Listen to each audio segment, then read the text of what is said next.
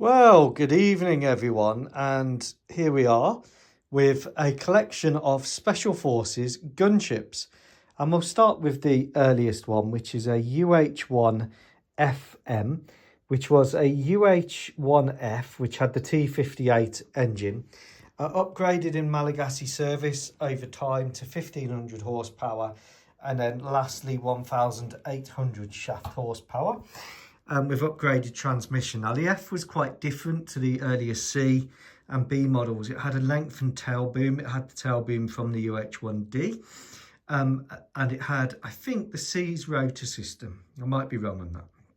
But anyway, the Malagasys used them in Vietnam and then afterwards, and then on naval service. And the Special Forces used them. They converted the grenade launcher to a minigun, which was more useful. Oh, nearly tipped the table over. And it's just got the two rocket pods, the ammunition under there.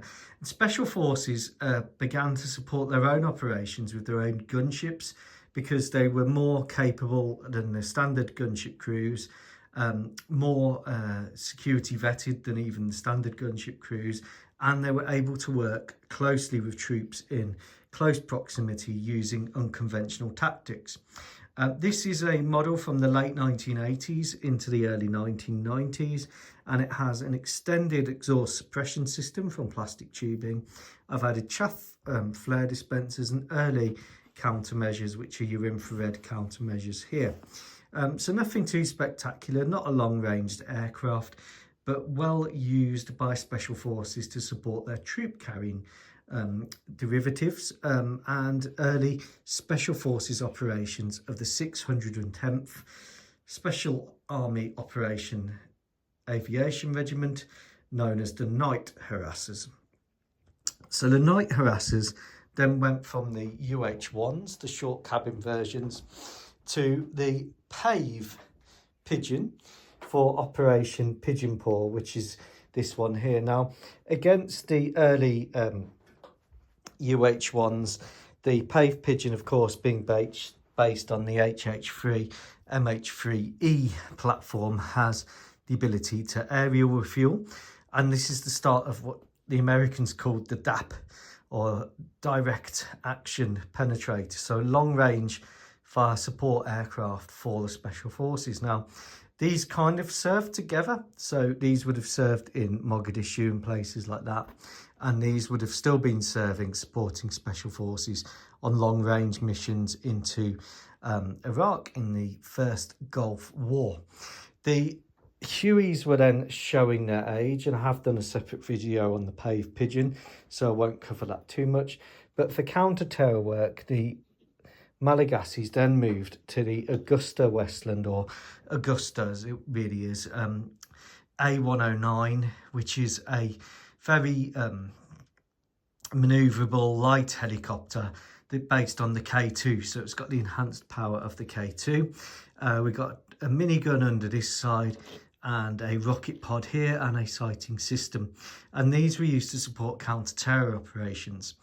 Now these have finally run their time, and they are now going into the retirement box, and the main reason that they're being retired is because the WHATIFians have managed to secure some of these, which is the UH-60L chassis or platform, the MH-60L, a derivative with the upgraded radar, infrared forward looking underneath, refueling probe for long range missions.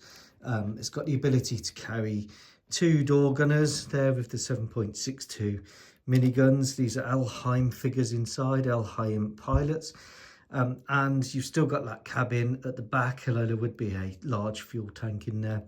The ability to carry Hellfires, it's got a couple loaded up here, and a rocket pod under each end of the pylon there. It's fully equipped with SATCOMs, modern countermeasures, all the latest bits and bobs. It is the L platform, so not the M platform, which the Americans are moving to. But like Greece is getting these, I think Poland is getting them. Quite a popular aircraft, and it has the ability to carry long-range tanks instead of the rocket pods, and it's got a 12.7 minigun under this side. The 7.62 miniguns actually are able to be locked forwards in the forward position, so that they give the pilot the ability to unload the miniguns along with the rockets in a forward-facing role. Now, the reason these are replacing the A-109s is really because the Malagasys need the range. With drones and everything like that, it's not possible to have your forward operating bases and your FARPs as close as they were to the enemy. The ability to in-flight refuel is vital, and the MH-60L platform brings it. So 12 of these entering service. Of course, they were in service in 1993 with the US. Slightly upgraded countermeasures, another SATCOM antenna made there. I've upgraded the chaff and flare dispensers and added some more lumps and bumps for the countermeasures. Getting the artillery kit to an MH-60L is not easy.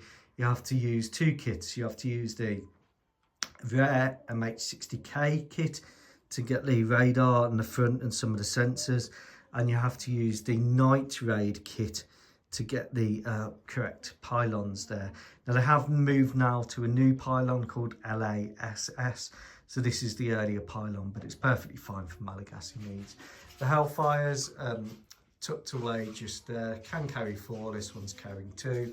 A very versatile platform, and I will be replacing the K2s, the AW109K2s with that. And here you go, the first and the last of the Special Forces gunships. Take care, goodbye.